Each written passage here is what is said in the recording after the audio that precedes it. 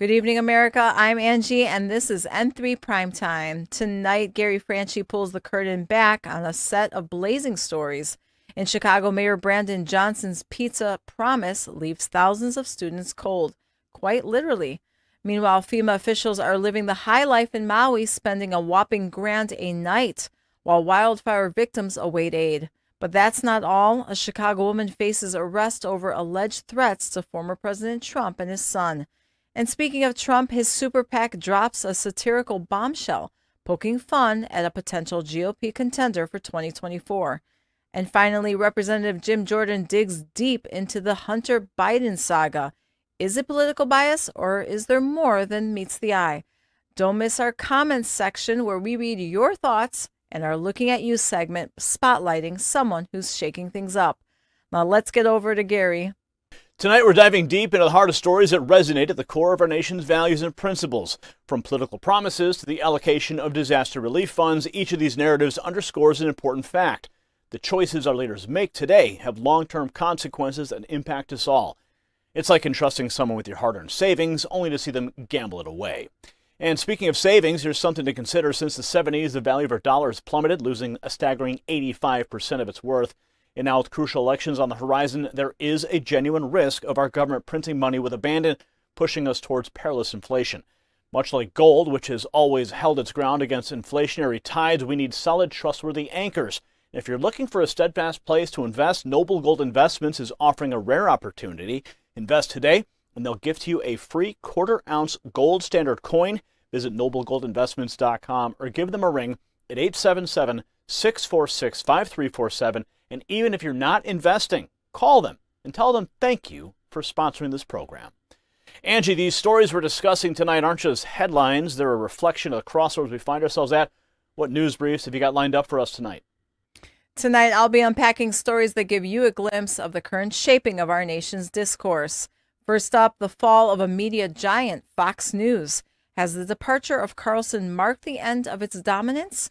With MSNBC claiming the throne, can Fox reclaim its past glory, especially on a night where Carlson's back on the scene? In Hollywood, a popular song highlighting working-class struggles gets brushed aside by a celebrity. Can Tinseltown ever truly understand middle America? Meanwhile, we're digging deep into Biden's SAVE plan. Is it truly about student debt relief, or are we witnessing a march towards socialism? And speaking of the Biden administration, there are growing concerns over its dealings with Iran. Are they putting American lives at risk for secretive negotiations? Lastly, with the border crisis escalating, even staunch Democrats like Kira Talib Sanchez are reconsidering their allegiances. Are the Democrats losing their stronghold in places like Texas? We will find out the answers to these questions later in the show. And now for a story that has everyone talking and some even scratching their heads. When a pizza party promises to deliver and ends up leaving us cold, you know it's a tale worth telling. Gary's got all the saucy details on this one. Over to you, Gary, for a special report on Brandon's pizza party that somehow turned into a freezer fiasco. What happened there? In this special report, we delve into the pizza party promise that left thousands of Chicago school children feeling just a bit frosty. Mayor Brandon Johnson's fiery promise cooled down when what was expected to be a warm gesture turned into a deep freeze surprise. As eager faces anticipated a hot slice, they were instead handed cold, frozen pies. Social media was ablaze, and not with the heat of a pizza oven, but with the icy disappointment of families and supporters. But why did this happen? How did a mayor's promise leave so many children in the cold? And importantly, as we dissect this surprising move, make sure to stay tuned to our final thought, revealing why this story carries weight beyond just pizza. Now, the excitement was palpable across Chicago's South and West Side. Children equipped with their backpacks and pencils and fresh notebooks. Well, they weren't just heading back to school, they were heading towards a promise. And the Democrat mayor, Brandon Johnson, well, he promised a partnership with the revered Home Run Inn. Yes, one of my absolute favorite Chicago pizzas. And they were there to distribute pizza on August 20th. A celebration of the first day of school and an enticing prospect for any child after a summer away from classmates. But as over 6,000 students eagerly lined up, hopeful for a bite of that cheesy goodness, the tables turned. quite literally. Instead of steaming boxes of fresh pizza, they were handed frozen pies.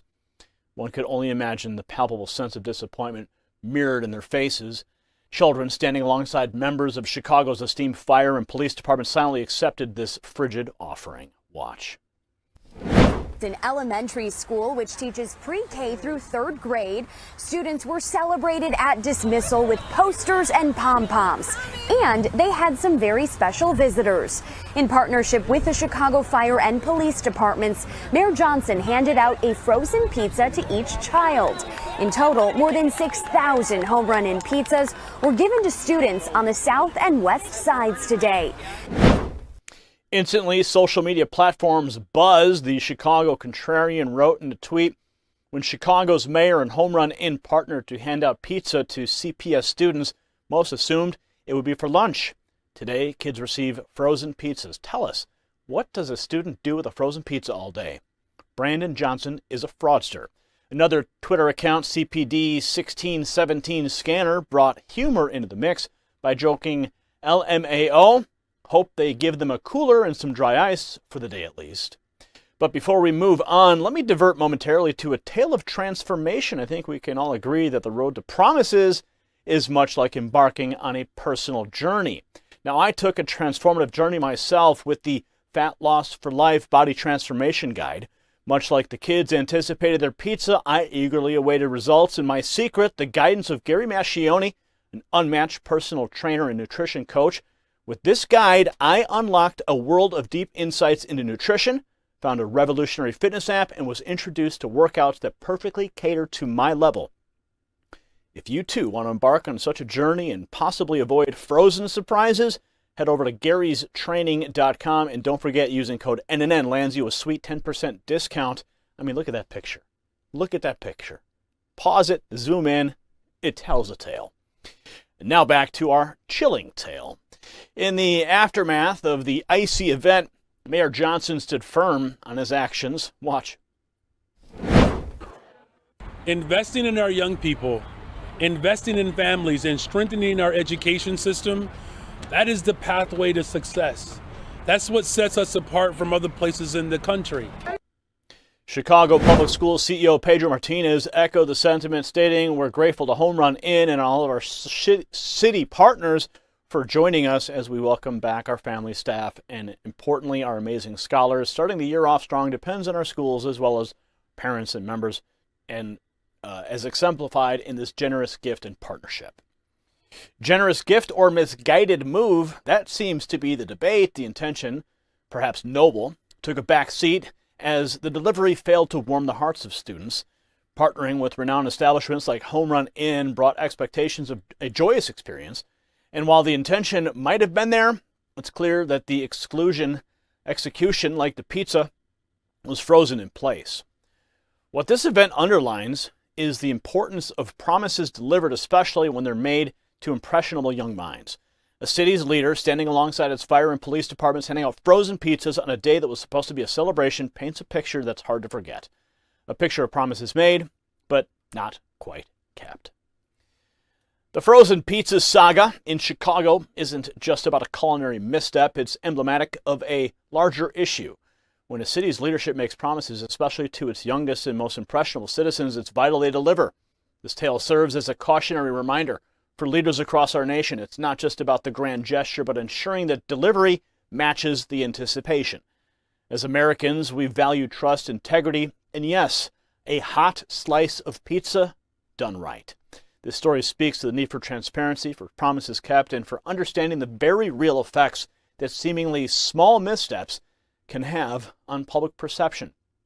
Today it's pizza, tomorrow, only time will tell. But let's ensure that when we promise warmth and comfort, we don't leave our citizens, especially our children, out in the cold. And now, a turn in the tides for major news networks. Angie, you've got some information on MSNBC's recent surge overshadowing Fox. What have you got?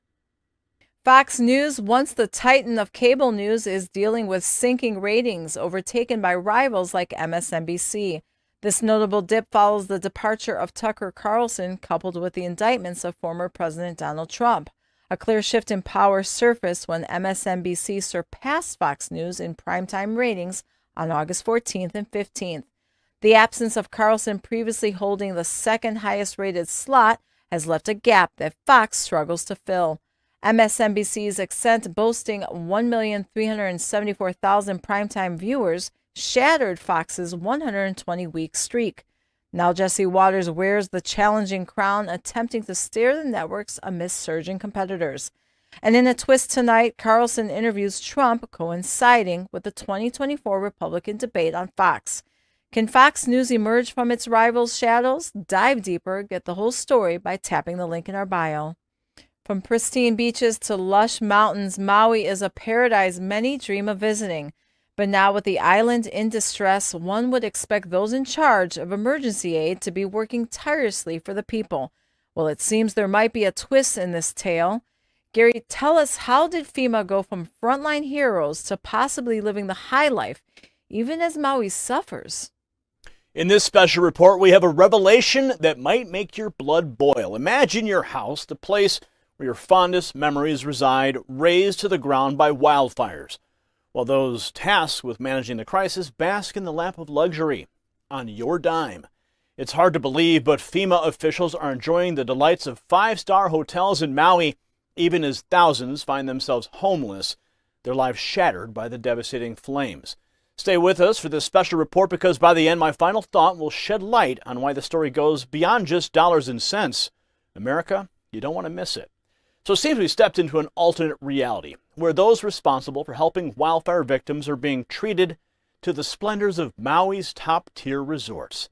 Thanks to the tenacity of James Franey from the Daily Mail, we now know that more than 100 FEMA workers aren't camping out near the ravaged towns they're supposed to aid, but instead they've taken up residence in the sort of establishments frequented by Hollywood stars. The shocking details: FEMA officials given a budget of a whopping $1,000 a night per worker. That's right, your hard-earned tax dollars are being used to lodge them in places like the Fairmont Kealani, the Four Seasons, and the Grand Wailea Astoria. And to give you some perspective, the Grand Wailea, where big names like Adam Sandler and Jennifer Aniston have previously shot films, starts its room rates with accommodations of 640 square feet. These aren't just any rooms. They're set amidst 40 acres of lush tropical gardens overlooking the pristine Wailea Beach. But wait, there's more. Another batch of FEMA officials is luxuriating at the four-star Marriott Wailea Beach Resort.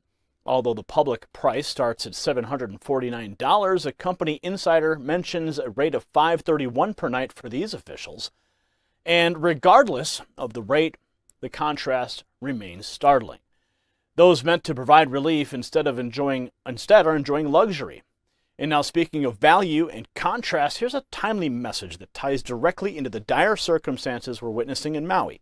Imagine a beautiful house, a symbol of security and pride and years of hard work, and now consider it reduced to ashes overnight. Similarly, the U.S. dollar, which was once strong and reliable, has lost 85% of its value since the 70s when it decoupled from gold. When disaster strikes your house, you'd expect quick and effective relief. Similarly, when the value of your hard-earned money is rapidly diminishing, you need a safeguard. Gold is the asset that has consistently withstood economic wildfires, so secure your wealth with Noble Gold Investments and receive a free 24-karat quarter-ounce gold standard coin. Visit noblegoldinvestments.com. Remember, it's about safeguarding what is precious. And that number there, 877-646-5347. Now back to the narrative here. It's not just the financial aspects that's alarming. The question is, where's the empathy and strategic placement? Kaleo, a local government worker, has boldly come forward, albeit anonymously, to highlight the illogicality. Why are these government officials staying almost 45 minutes away from the fire-devastated town of Lahaina? It doesn't take an expert to see the glaring disconnect and lack of immediacy in their response. But FEMA's splurge isn't the only thing that's raising eyebrows. The Biden administration, in their approach to this calamity, has reportedly earmarked $7 million in emergency funds to assist those displaced by the wildfires in securing accommodation in hotels or condos. Yet a significant hitch remains. Local residents claim the federal agency is stonewalling grassroots efforts. Volunteer organizations eager to distribute supplies are allegedly being barred, with only FEMA-approved supplies reaching the victims. Is this centralized control or just another bureaucratic misstep in a series of many? Further intensifying the discord is President Biden's recent remarks. During his visit to Lahaina, a town almost erased off the map by wildfires, he attempted to find common ground with survivors. The president evoked a minor kitchen fire incident from 2004, a mishap the local fire department dubbed insignificant. Watch. I don't want to compare difficulties, but we have a little sense, Jill and I, what it's like to lose a home. Years ago, now 15 years ago, I was in Washington doing Meet the Press. It was a sunny Sunday, and lightning struck at home on a little lake. It's outside of our home, not a lake, a big pond, and hit a wire and came up underneath our home into the heating ducts, the air conditioning duct. To make a long story short, I almost lost my wife, my 67 Corvette, and my cat. But all kidding. Yeah, right. Okay. So sad for Joe there, almost losing his Corvette and his cat. Now, drawing a parallel between an easily doused kitchen fire and the inferno that consumed Lahaina and claimed at least 114 lives, to put it mildly, is inappropriate. Trying to equate the loss of property, even if it included his beloved 67 Corvette, with the devastating human cost of the wildfires is out of touch. Biden's tale not only downplays the extent of the tragedy, but belittles the pain of those who have lost everything. This story is not just about misallocated funds or misplaced priorities. It strikes at the very core of what we believe the government should represent: empathy, efficiency, and equitable distribution of resources. FEMA's lavish stays, while Lahaina's victims struggle for basic necessities, underscores a system where those at the top often seem detached from ground realities. President Biden's attempt to connect over a minor fire from the past further highlights this detachment. As American citizens, it's essential to hold our institutions accountable, for it's not just about a five-star hotel stay, it's about the very ethos of our nation. When we witness such disparities in response and rhetoric, it's a wake-up call. It's a call to demand better, to expect more, and to never let tragedies be overshadowed by tone-deaf actions and words. Now, it seems not everyone's in tune with this latest country hit that is going viral. Angie, you've got a news brief on a surprising critique from an actor from The Office about Oliver Anthony's song. What's the buzz about? Hollywood's disconnect from America's heartland is evident again with Rainn Wilson's critique of the hit country song Richmond North of Richmond by Oliver Anthony. While many Americans grapple with daily challenges, Wilson's boasting a hefty $16 million net worth seems oblivious. Anthony's chart-topping anthem speaks to working-class frustrations, spotlighting welfare system issues and the fight for a decent wage. Instead of understanding the song's essence, Wilson, in his cushioned celebrity bubble, dismisses it.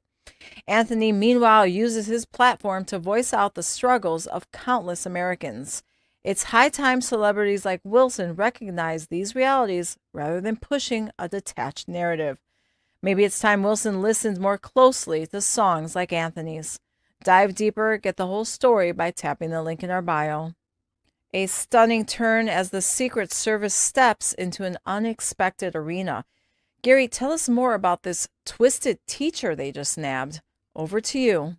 Ladies and gentlemen, at a time when our political differences should be expressed with words and not with threats, a chilling incident comes to light. A Chicago-based woman stands accused of making heinous threats against former President Donald Trump and his youngest son, Barron.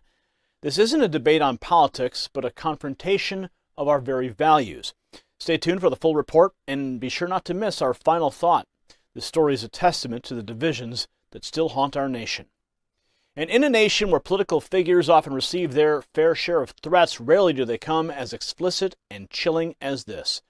Tracy Marie Fiorenza, a 41-year-old resident of Chicago, a suburb of Plainfield, was arrested for allegedly sending multiple email threats to do horrible things to President Donald Trump and his son Barron.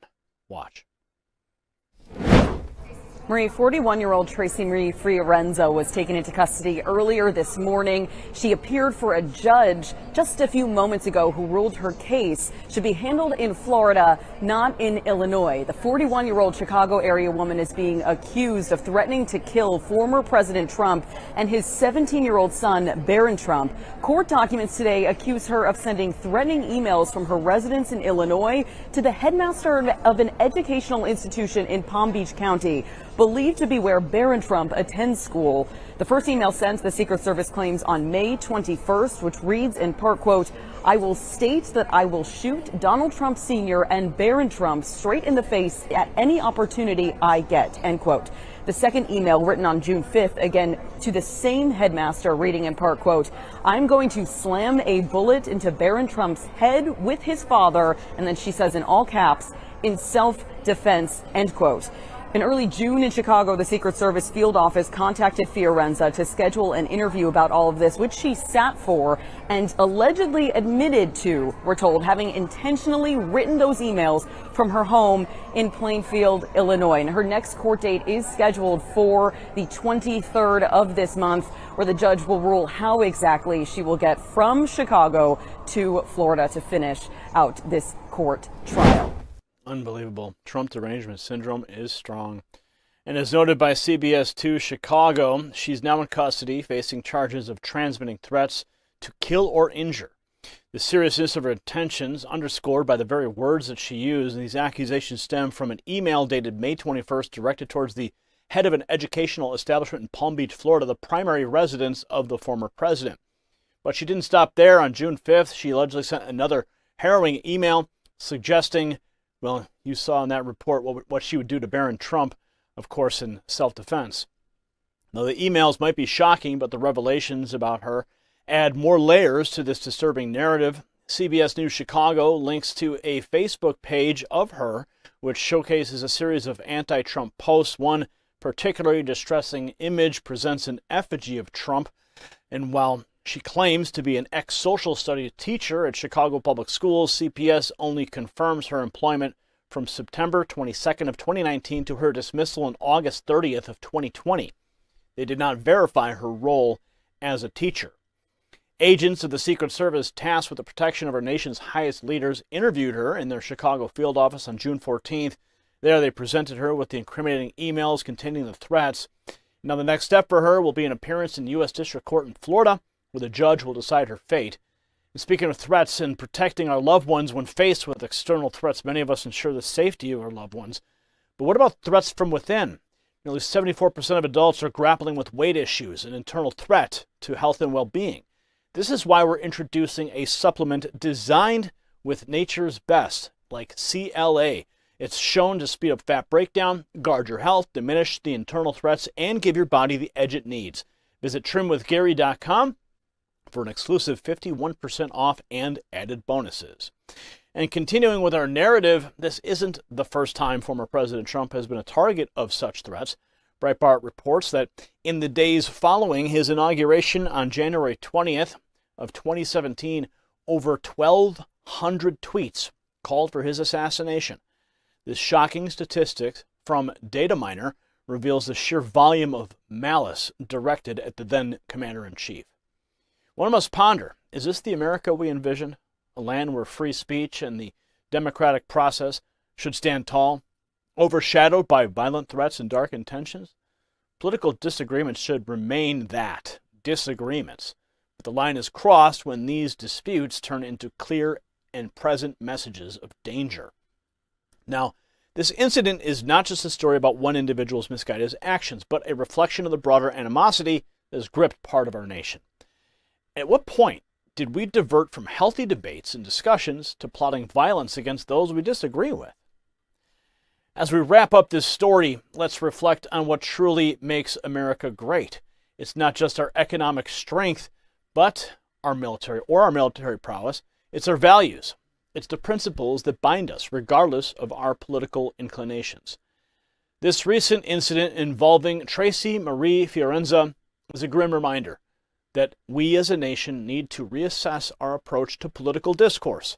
No individual, regardless of their political stance, should face threats against their life or the life of their family. It's high time we remember our foundational values, reaffirm our commitment to civil discourse, and reject the path of violence and animosity. For the strength of America lies not in division, but in unity. Student loans, always a topic of debate, but this latest move from the Biden administration has many talking. Angie, you've got a news brief on this new plan and its potential impact on everyday Americans. What can you tell us? As the Biden administration unveils its new SAVE plan, concerns rise about its trajectory towards socialism. The plan, aiming to alleviate student loan burdens, instead seems poised to redistribute wealth, making even those who never stepped foot in college responsible for the elite's debts. Here's the kicker. It will set back taxpayers a whopping $276 billion. This isn't just about supporting loan holders. It's about penalizing hardworking Americans for others' financial missteps. Moreover, this move blatantly sidesteps a recent Supreme Court decision, raising questions about the administration's regard for legal precedents. Are we on the brink of a socialist shift? It's a wake-up call for Americans, urging a reassessment of leadership values and financial direction. Dive deeper, get the whole story by tapping the link in our bio. And in a lighter twist, there's a new website that has the digital realm buzzing. Gary, prepare to chuckle as you delve into Trump's latest online venture trolling 2024 GOP hopefuls. What's the scoop? In a world where politics often feels like a dry, predictable drama, it's refreshing, or perhaps entertaining, to see a wild card being played. Former President Donald Trump's super PAC, known for its audacious moves, has done it again. What appears to be a blend of comedy, satire, and perhaps genius, they've launched a website that's got everybody talking. Battle for the Vice Presidency, a not-so-subtle dig at the 2024 GOP candidates, all of whom have sung Trump's praises in the past. Is this just a humorous jab, or is there a deeper strategy at play?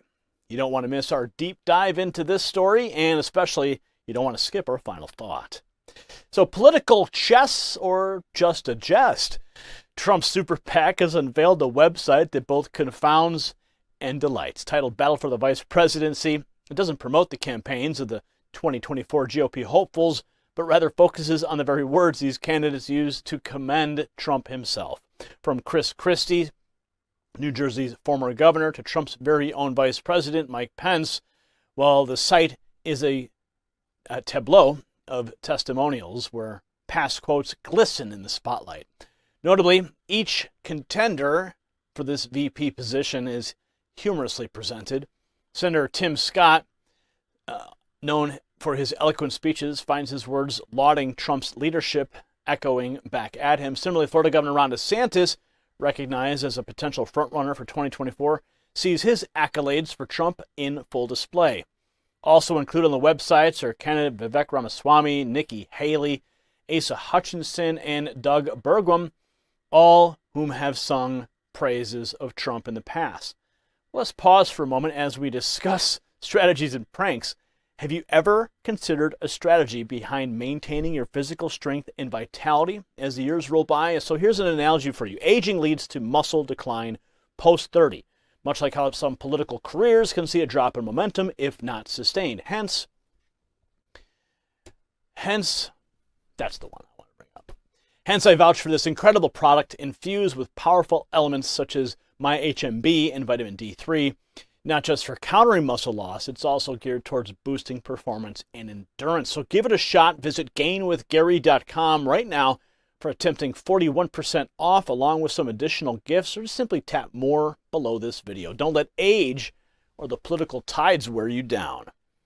Now, continuing on this unique political spectacle, the intrigue doesn't stop at the satirical website.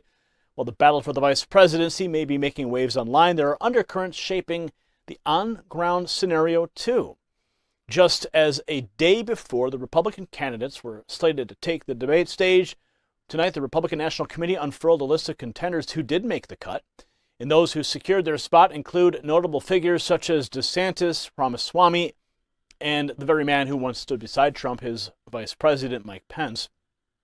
These political stalwarts, along with others like North Dakota Governor Doug Burgum and former South Carolina Governor Nikki Haley, will be showcasing their vision for America. However, the selection process wasn't devoid of its own drama. The RNC, keen on not replicating the crowded stages reminiscent of the 2015 debates, imposed stricter criteria this time around. The prerequisites required contenders to secure at least 1% in 3 national polls or a combination of national and early state polls acknowledged by the committee. Additionally, amassing support from 40,000 individual donors from at least 20 states was a must. Trump, noticeably, was not included on the RNC's list, as he has pledged to support the eventual nominee in the race, which is also a requirement from the committee to participate in the primary debates. The political arena, always ripe for surprises, delivered another twist. Trump, leading significantly in polls and seemingly unfazed by the ongoing hustle, hinted at bypassing the debate instead of sharing the stage with fellow Republicans. The former president mused about having a more intimate conversation. Yes, with none other than Tucker Carlson. Amidst the whirlwind of strategies, Jessen declaration, a pivotal question looms large. Are these developments mere electoral antics or strategic moves in a grander game of political chess? To the ordinary American, this may seem like mere political posturing, but at its core, it's a stark reflection of our times. The battle for the vice presidency website is not just about humor or pointing out the ironies. It stands as a reminder that politics, like life, is unpredictable. It underscores that every word uttered, every action taken, echoes in eternity, or at least until the next election. As the 2024 race heats up, it's crucial to remember that politics is not just about the players, but the game itself. The strategies employed, the alliances forged, and yes, the memories that refuse to fade. It's essential for us, the voters, to discern not just what's said, but what's left unsaid. For in those silences, in those clever website digs and debate exclusions, lies the true pulse of our American republic. International dealings and secret negotiations, always a recipe for controversy. Angie, you've got a news brief on the GOP's response to the Biden administration's recent moves with Iran. Fill us in.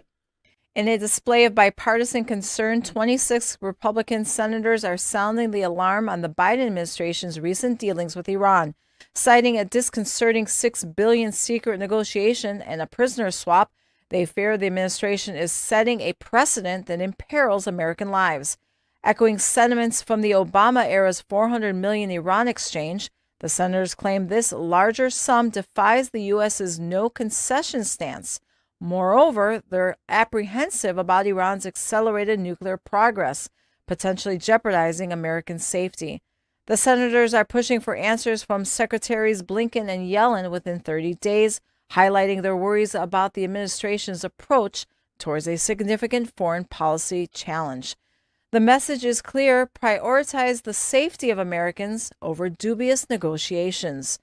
Dive deeper, get the whole story by tapping the link in our bio. And now, shifting gears, Congressman Jim Jordan is making headlines. Gary, it seems he's taking aim at Hunter's alleged sweetheart deal. Over to you for the explosive details. Just when you thought the saga surrounding Hunter Biden couldn't get any murkier, enter Representative Jim Jordan, the House Judiciary Committee chair, ready to pierce the shadows. Armed with subpoenas and a steely determination, Jordan is pursuing individuals within the IRS and the FBI with whispers of a sweetheart deal for Hunter. Jordan's revelations are setting off shockwaves that could reshape the political landscape.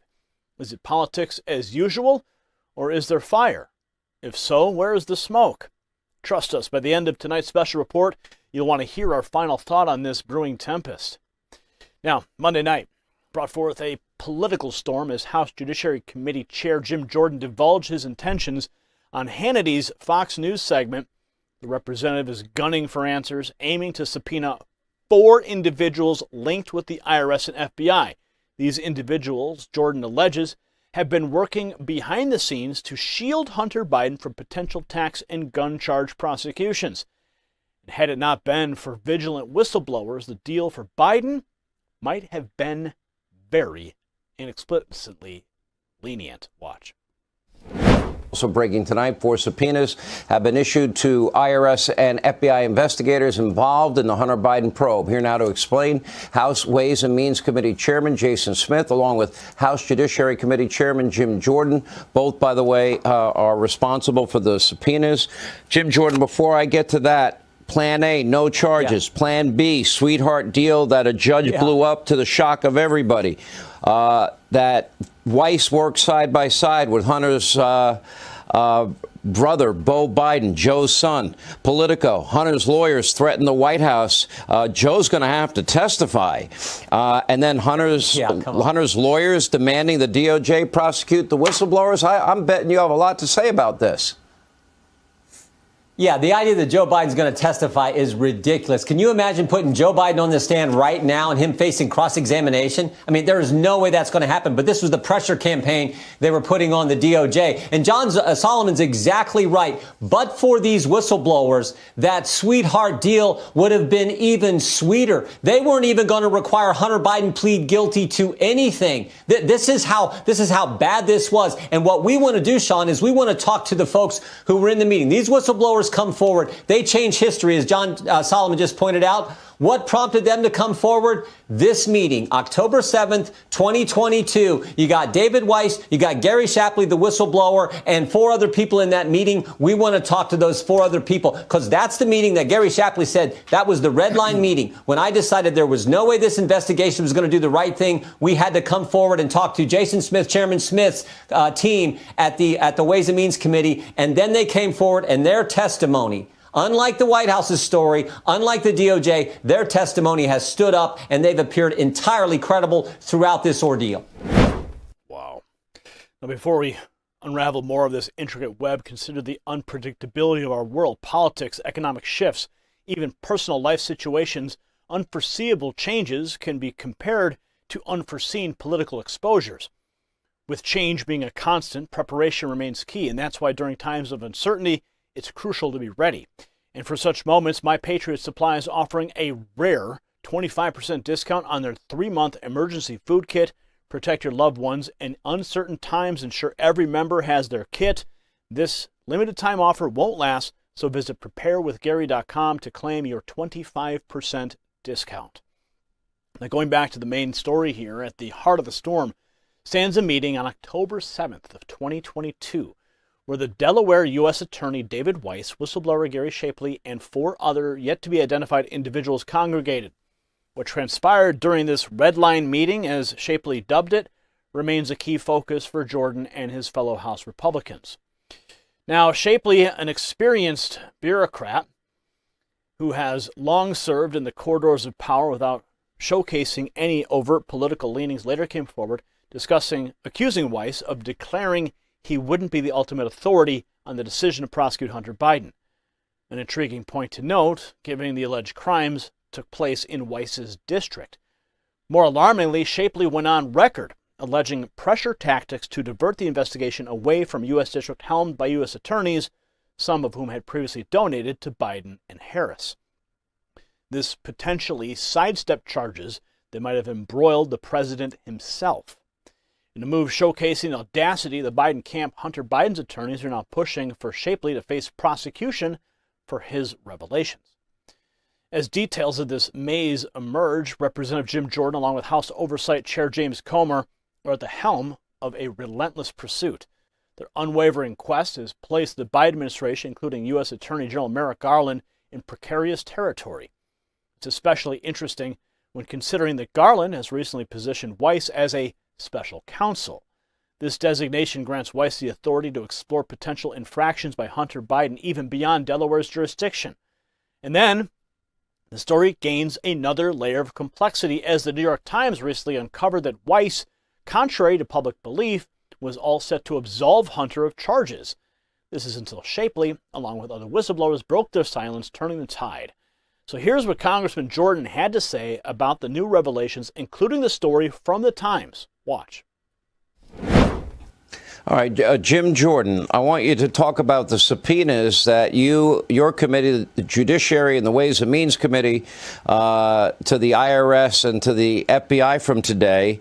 And Do you think something's going on here with the New York Times, Politico, the Washington Post, and even Chucky Todd and left-wingers like him are now saying he's got a big problem?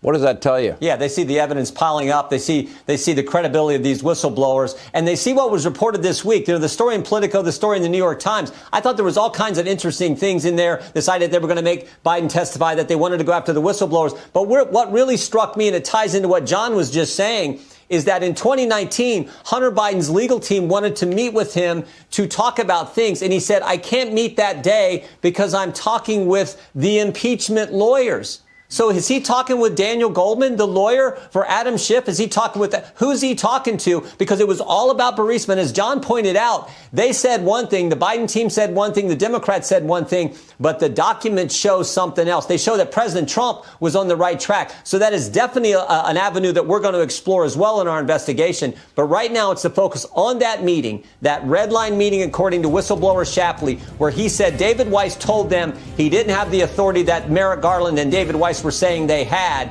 And that's when he knew we have to go to Congress. We have to become whistleblowers. We have to tell the story so the American people get the truth about how wrong this investigation was being handled. Man, I love Jim Jordan. These revelations, as they see the light of day, bring forth increasing pressure on the White House. President Biden, already wading through the quagmire of dwindling support and formidable challenges posed by former President Donald Trump in the polls, now grapples with an ever-tightening noose of controversy. The Hunter Biden probe, its latest twists and turns, provide more than just headlines. They offer a critical lens through which to view the integrity of our institutions and the leaders who helm them. When allegations arise suggesting that the scales of justice might tip based on political affiliation or influence, it becomes incumbent upon every American to sit up, take notice, and demand transparency. Representative Jim Jordan's pursuit is more than just an investigation. It's a testament to the checks and balances that form the foundation of our republic. As citizens, we should never be left to wonder if the corridors of power are protecting their own at the expense of the truth. So, as we conclude, reflect on the sanctity of justice, the importance of truth, and the unyielding need to hold power accountable. America deserves nothing less. The political landscape continues to shift in unexpected ways. Angie, over to you for a news brief on a major shakeup out of Texas. What's the scoop on this attorney, a Democrat? A surprising move. The border crisis has prompted many to rethink their political affiliations, with prominent Democrats like Claiborne County, Texas attorney Kira Talib Sanchez now siding with the GOP.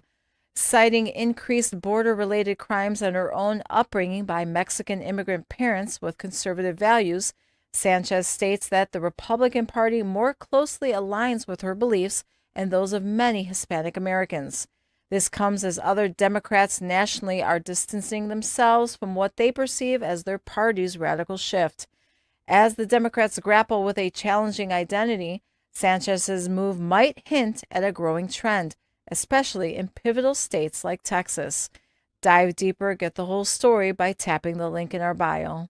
That's all the news I've got tonight on N3 Primetime. Now over to Gary. Thanks for that news, Angie. And now something a little bit different for you guys. With all the drama coming out of Georgia, I knew there was a parallel. There was a song, "The Devil Went Down to Georgia" by Charlie Daniels. And I said, there's got to be something here, right? There's got to be a connection. We got to do something about this. There's got to be a mention. There's a play on words here. And what's funny is I'm going through the comments section of one of the videos, and David Culver, he comments, he says, the song goes, "The devil went down to Georgia. Everything evil is centered around Georgia now." And I said, thanks. I responded, I said, I was wondering how to work that song into a story.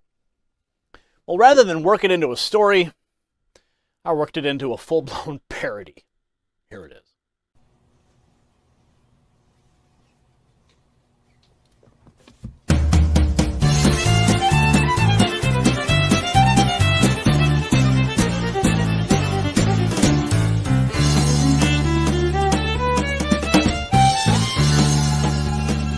Fanny went down to Georgia. She was looking for a case to build. She was in a bind because she was way behind and she was willing to make a deal. When she came upon this businessman playing politics and doing it hot, Fanny jumped up on a hickory stump and said, Donnie, let me tell you what. I guess you didn't know it, but I'm a prosecutor too. And if you'd care to take a dare, I'll make a bet with you. Now you play pretty good politics, Donnie, but give the DA her due. I'll bet a subpoena of gold against your soul, cause I think I'm better than you. And Donnie said, my name's Donnie, and it might be a sin, but I'll take your bet and you're gonna regret, cause I'm the best it's ever been. Donnie, rising up your bow and play your politics hard, cause hell's broke loose in Georgia and the DA deals the cards. And if you win, you get this shiny subpoena made of gold. But if you lose, Fanny gets your soul.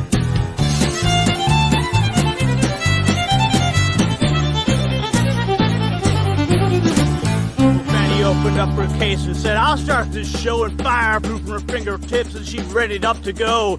She pulled the evidence across the desk and it made an evil hiss. Then a team of lawyers joined in and it sounded something like this.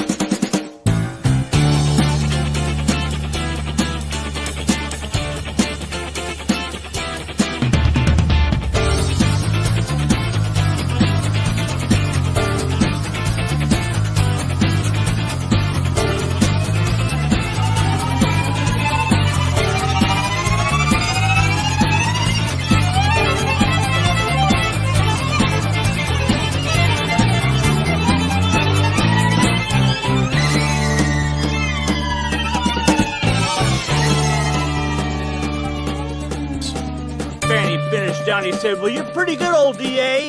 Just sit down in that chair right there and let me tell you how it's played. Hey, fire on the Mar-a-Lago, run, boys, run. The DA's in the house of the rising sun. Chicken in the briefing room picking out dough. Grand Disney dog bite, no doubt, no.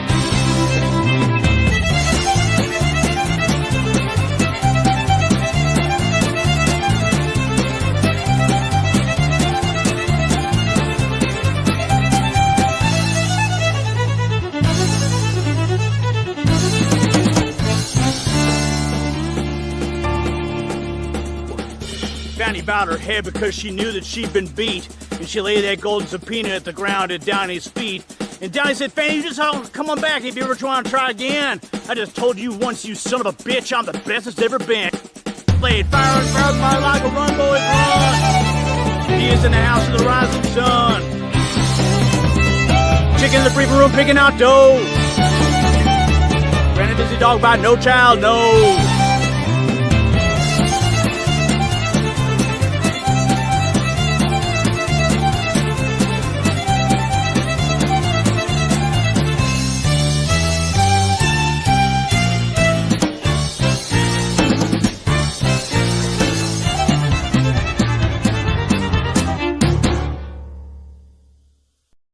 So that is a little testament to the power of your comments. And David, thank you for the inspiration. And it kind of leads us right into the moment of the show that you're all eagerly awaiting. It's the comment section. We've carefully curated and selected the most engaging and thought-provoking comments from our recently released video titled Trump No Doubt Cheering as Miller Drops Major Justice Bombshell. Our viewers have been incredibly vocal, sharing diverse opinions, and today we're going to delve into some of these standout remarks that truly encapsulate the sentiments of our audience. So let's dive right into what you, our faithful viewers, are saying tonight. Judah writes, Miller is absolutely correct, and the Republicans should start now. Judah, you've hit the nail on the head. We've been saying it for a long time, haven't we? Time for action was yesterday, but the next best time is now. Republicans need to rally, strategize, and act swiftly. Constitutional conservative comments, we need to start now. It's not on FN politicians. It's on us, and we can't wait any longer. Absolutely right. The power of change is in the hands of the people. We can't place our faith blindly in politicians. It's our country and our future, and time is of the essence. And John says, if they can bring down a rich, powerful man like Trump, us regular people are toast. Well, John, that's a perspective we have discussed at length on this show. It's a sobering thought, isn't it? If someone with the resources and clout of Trump can be targeted, what does it spell for the everyday American? And Owen, he says, we can only stay a free country if the laws are upheld and enforced no matter what side you are on. Owen, you are echoing what many Americans feel. Law and order aren't partisan issues, they are American issues. And every citizen, regardless of their political alignment, deserves to live in a nation where justice is both blind and balanced. And Mustard Seeds concludes, no matter what, only the MAGA party is the truth party. Well, Mustard Seeds, it's evident that there's a strong sentiment out there that feels the MAGA movement represents a genuine and honest approach to politics, unfiltered and direct. It's a perspective that's gained tremendous traction, and for many it's become synonymous with truth-telling in an era of political doublespeak. So thank you, everyone who have commented. We may not always agree on everything, but it's these conversations that drive the soul of America. Now let's pivot to our next segment, Looking at You, where we focus on someone causing ripples in the national discord who is in the spotlight tonight. Well, tonight's segment shines a light on the triumph of justice and principle as Rudy Giuliani, an enduring symbol of integrity in American law and politics, voluntarily presented himself at the Fulton County Jail. But this isn't a story of guilt or surrender. It's one of unwavering conviction. Giuliani addressed the nation from Georgia today, echoing the commitment he's shown throughout his distinguished career. He said, I'm here in Georgia standing up for every American's rights. That's what he affirmed. So let's not overlook the Rudy Giuliani legacy, the fearless crusader who dismantled the mafia's grip on New York, turning it into a haven of safety. Let's watch the moment. To Georgia, and I'm feeling very, very good about it because I feel like I'm defending the rights of all Americans, as I did so many times as a United States attorney. People like to say I'm different. I'm the same Rudy Giuliani that took down the mafia, that made New York City the safest city in America, reduced crime more than any mayor in the history of any city, anywhere. And I'm fighting for justice. I have been from the first moment. I represented Donald Trump, an innocent man, who has now been proven innocent several times. I don't know how many times he has to be proven innocent, and they have to be proven to be liars, actually enemies of our republic, who are destroying rights, sacred rights. They're destroying my right to counsel, my right to be a lawyer. They're destroying his right to counsel. It's not accidental that they've indicted all his lawyers. Never heard of that before. In America, all the lawyers indicted. Now, whether you dislike or you like Donald Trump, let me give you a warning. They're going to come for you. When the political winds shift, as they always do, let us pray that Republicans are more honest, more trustworthy, and more American than these people in charge of this government. Because if our government is conducted this way, and the system of justice is politicized and criminalized for politics, your rights are in jeopardy and your children's. Donald Trump told you this. They weren't just coming for him or me. Now they've indicted people in this case. I don't even know who they are. These are just regular people making a normal living. They're going to bankrupt them. They won't convict them. One of them we had here in studio. Now it's broadcast on CNN. Let's just hope those viewers over there are paying attention. And with passionate clarity, he spoke of his undying dedication, especially during his time standing alongside former President Donald Trump, a man repeatedly unjustly assailed. Giuliani's voice rang with a sobering warning about the currents of political machinations that now seem to be shaping our justice system. When all of a president's lawyers find themselves under such scrutiny, one must question the motives at play. But Giuliani's message is broader than just his personal plight. This concerns all of us. That's what he stressed, signaling that today's political environment has far-reaching ramifications for every citizen. We stand at a pivotal juncture, one where the very foundations of our republic are being tested. And ending on a poignant note, Giuliani referenced Donald Trump, urging us all to remain steadfast and alert to ensure that the principles that we hold dear are never compromised.